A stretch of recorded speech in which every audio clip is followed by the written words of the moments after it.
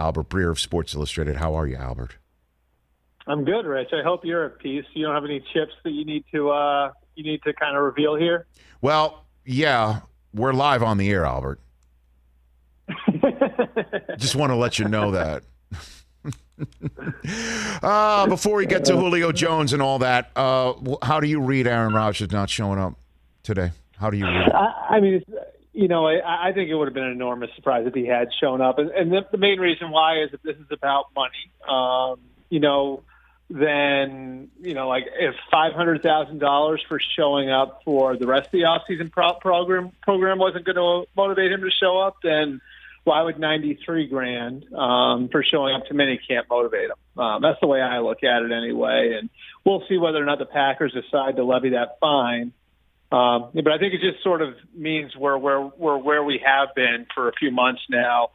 And, the Packers have obviously tried to pull every lever to get him back in. And, I think a huge part of the problem remains kind of a divide philosophically on how the team's being built and then the communication over the Jordan Love thing a year ago. So I think it remains a very, very unpredictable thing. But I don't think the minicamp was ever more than a checkpoint in this whole thing, Rich. I think when the rubber meets the road is and really has been the whole time the start of training camp. Are they talking to each other? Best you can tell? Do you know? I know the Packers have made efforts, and I know the Packers have made multiple trips to California to meet with them. I don't know how much direct communication there's been over the last few weeks. And I'll give the Packers credit for this. And I can give you some insight in my own reporting. I think the Packers have made an effort not to sort of work the back rooms, so to speak, on this. And, what Mark Murphy did on the team website, borderline unprecedented. I don't know if I've ever seen a team use its website that way before, the other day. And then, if you want to add on to that, my experience was, they've actually asked me to go on the record in a couple different circumstances because, they don't want to be saying anything in the background and sort of working that part of the game. They want to be transparent about it. I think that's a message to Aaron, which is, we're going to try to be as principled as we can be about this. And when we talk about you, we're going to do it publicly. We're not going to be trying anything behind your back or anything like that. So the Packers are doing, I think, everything they can to try to get him back on board. I think the trouble is how much can they really show him at this point, how things are going to be different, because we're obviously at a point in the calendar now where we're well past the end of free agency. Julio Jones has now been traded. The draft was a month ago. I don't know what else you can do to show Aaron Rodgers that you're going to build the team any differently than you have for the last 30 years. Well, and that's part of the problem, Albert, is that we've got a situation that is now let's do the right math here, 14, 15 months old that you can't change. And then you have, as you pointed out, all the team building scenarios that could prove to Aaron Rodgers that we hear you, and that the only thing that could be, used as a public apology without saying I'm sorry about 15 months ago would be either to trade the guy in Jordan Love or give Rodgers a contract that means Jordan Love will not get on the field in time for them to properly evaluate him for a fifth-year option. And the question is would that even satisfy Aaron Rodgers at that point in time? Have I kind of captured it or what? Here, tell me if I'm listening. I can tell you, they've offered him contracts, and so wow. I think you're right on to think about the guaranteed money, and I think that's what everybody needs to pay closer attention to. We can throw around big numbers all we want. Whatever number they're going to give Aaron Rodgers is going to be a big one. I think the key is how do you prove to him you're going to be our quarterback for the next 3 years? That would require, by the way, Rich, the Packers doing something else they generally don't do. If you look at the Packers' big contracts, normally they have enormous signing bonuses and they don't guarantee future years. So they would have to break the way they do business there, too, to really show Aaron Rodgers we're locking into you for the next 2 or 3 years. And 3 years would be, getting to the end of Jordan Love's rookie contract where, you'd have to be beyond the past where you'd make a decision on his fifth-year option. So Yeah, I mean, I think that there's some stuff that they can do contractually that would definitely, signal to Aaron Rodgers he's the guy going forward. But I can tell you that they've already put stuff in front of him and said, we're willing to give you a new contract, and that hasn't really moved all that much. Albert Breer here on the Rich Eisen Show. Well, I mean, the Aaron Jones contract is, on the credit card, where the number of years that's on his contract is beyond what they would absolutely consider keeping him at. Yeah. I wouldn't think it's certainly at that position. And the 2 years in which he's viable under the cap is maybe Rodgers' remaining years there, unless, of course, he's like Brady and he wants to play till he's 40 and you turn Jordan Love into Jimmy Garoppolo, So put it all together for me, Albert, and let's give Gutekunst a little bit of run here, just briefly. What do you think? I mean, that's the thing is they have mortgaged some contracts. Right. So I think you got to give them credit for that because that's not something they normally do. And they mortgaged the Darius Smith contract. Preston Smith, everyone in the league thought that he was going to be either traded or cut. They kept him, right? And that's a piece that normally, a team that's looking long range would say, well, we drafted Rashawn Gary, a couple of years ago, so maybe it's just time to move on from a big number. But they mortgaged Preston Smith to keep another good player on the roster. And so, I think they have done some things that are a little out of left field for them, and I think you have to give them some credit that they have, in certain ways, broken from the way they've done business in the past. I just think, a big piece of this, and I've probably said this to you 3 or 4 times on the air, but I think a big piece of this was, Aaron Rodgers looking around after they lost in the championship game, looking at the other 3 teams in particular, and looking at how aggressively the Chiefs have built around Patrick Mahomes, how aggressively the Bills have built around Josh Allen, and in particular, how the Buccaneers have just gone all out and said, we don't care what happens in 2023. Yes. We're going to put a super team around Tom Brady. And I think that that's something that Russell Wilson took note of, too, where now I think a lot of the quarterbacks, this is what I'm up against. I want to be in a place where they're going to build around me that way, where everything is, kind of predicated on my window to win a championship. Hey, man, I've been saying this since pretty much Brady won it all, and you first heard Rodgers, after losing to Brady in the NFC Championship game, say something that caused us to say, what's he talking about? Now that 5-alarm fire has got the entire Packers organization aflame over this one situation. Yep. And so, put it all together, maybe a way of doing things. You could just make an exception for your GOAT 12 in the same way that the Bucs have clearly done if you're Green Bay. So put it all together. If Brian Gutekunst, the chief grocery shopper there in Green Bay and the supposed target of Rodgers' biggest problem, what's stuck in Rodgers' craw the most, if he had a moment to just be thoroughly truthful, stuff's not going to get out, he could just vent. What do you think he'd want everyone to know, Albert? What do you think? I think he would say, look at our roster, right? I think that's what he would say. I think he would say, look at what we've done. Like, you were upset earlier in your career that the team wasn't more aggressive in free agency. We brought in Darius Smith from Baltimore, Preston Smith from Washington, and Adrian Amos from Chicago. We also put an offer sheet in front of Kyle Fuller. That didn't work out, but we've been aggressive since I've been the general manager. That's number one. We are drafting really well right now. And you look at the younger players in the roster, guys like Kenny Clark, Rashawn Gary, Jair Alexander. You've got infrastructure here. We've held on to our own. We've drafted Devontae Adams, and we've drafted David Bakhtiari, and, like you said, Rich, Aaron Jones, and we've paid those guys. So, I think what Brian Gutekunst would say is look around and realize what you've got here, because the grass isn't always greener on the other side. And, let me ask you this, Rich. If you were starting an NFL team, how many rosters would you take over the Packers?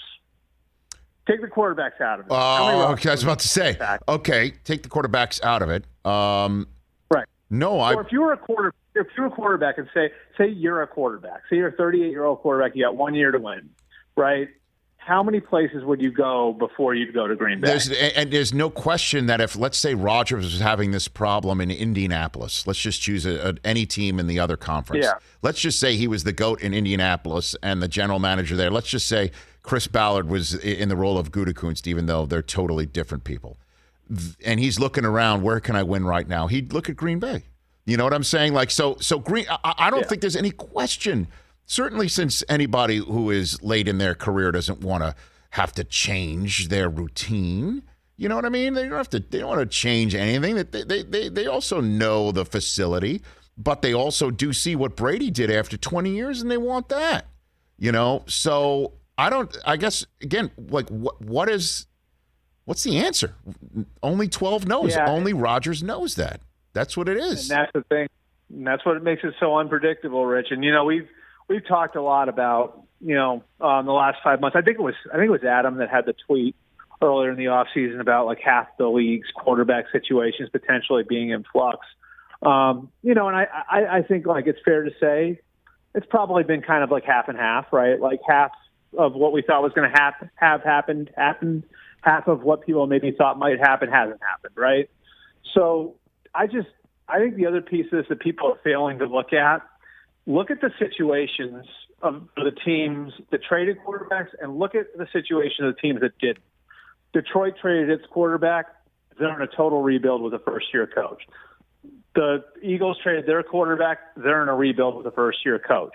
The teams that didn't, Seattle, older head coach and a team that's been competitive consistently and a lot of players like Bobby Wagner, your Jamal Adams, that are in their prime. Packers, one of the best rosters in the league, a lot of guys at 27, 28, 29 years old in a win-now window. And so I think sometimes when we've looked at kind of the way that the quarterback movements happen this offseason and all the, the cage rattling and all that different stuff that's happened, what we're not looking enough at is look at the teams willing to move their quarterbacks versus the teams that aren't willing to move their quarterbacks. The ones that are willing to move their quarterbacks are kind of in a, I guess, throw your hands up and we're starting over type of place, right?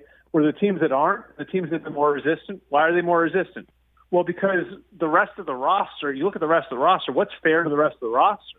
What's fair to the rest of the roster that's been competing, and contending for the last few years is to hold the line with the quarterback, So I think that's the piece of it that people are missing when you're looking at all of this. And even like you look at Houston and Deshaun Watson, and maybe their willingness to listen to Deshaun Watson now.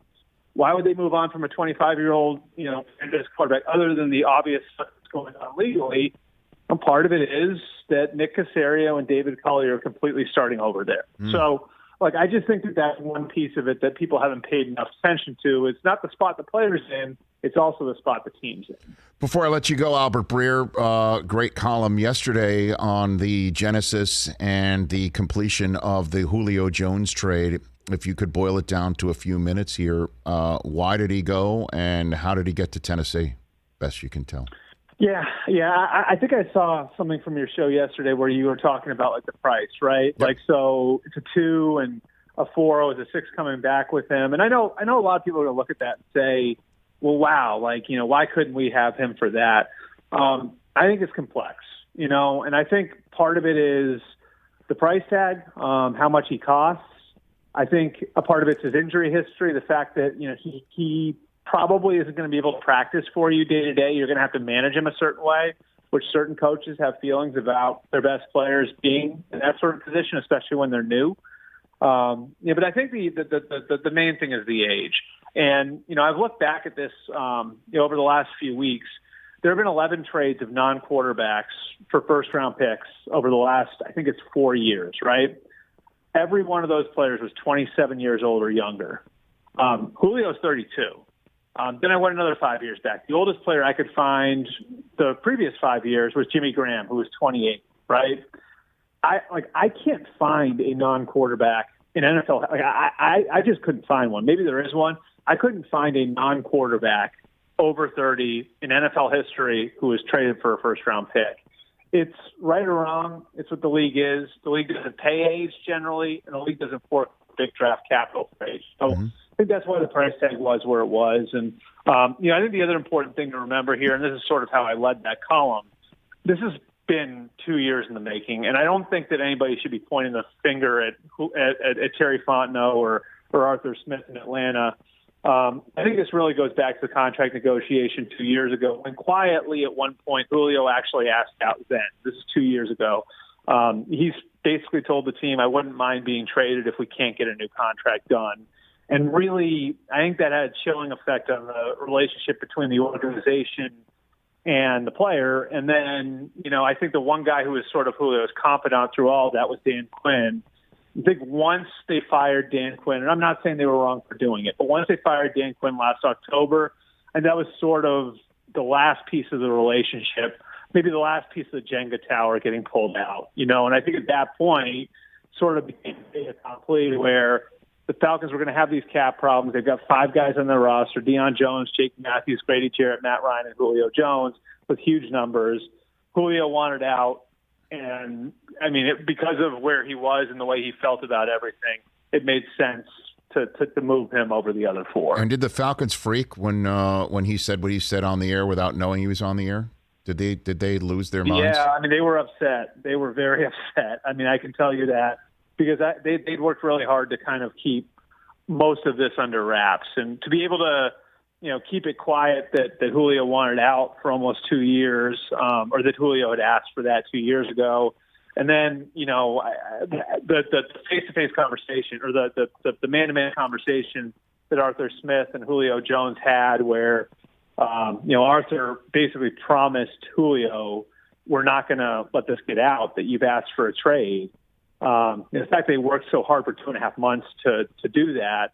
And the whole thing came apart because Julio was caught off guard and didn't know he was on TV, thought he was just talking to a buddy of his on the phone. And if you listen to Julio's tone, Rich, I'm sure you could pick up, that's what it sounded like he thought the setting was. I think that's why the Falcons were so upset about it. I don't know if it went to the league level or if the league talked to Fox or anything like that, but I do know the Falcons had a pretty big issue with Julio being put in that spot. Albert, you're the man. Appreciate it. Let's catch up next week. Let's keep doing this. There's lots going on, lots of mandatory mini camps over the next 2 weeks. So thanks for the call. You're the man. You got it, Rich. Albert Breer. At Albert Breer on Twitter. I follow him. You should too. Hey, you watched all the way to the end. Thanks for that. Watch more right here.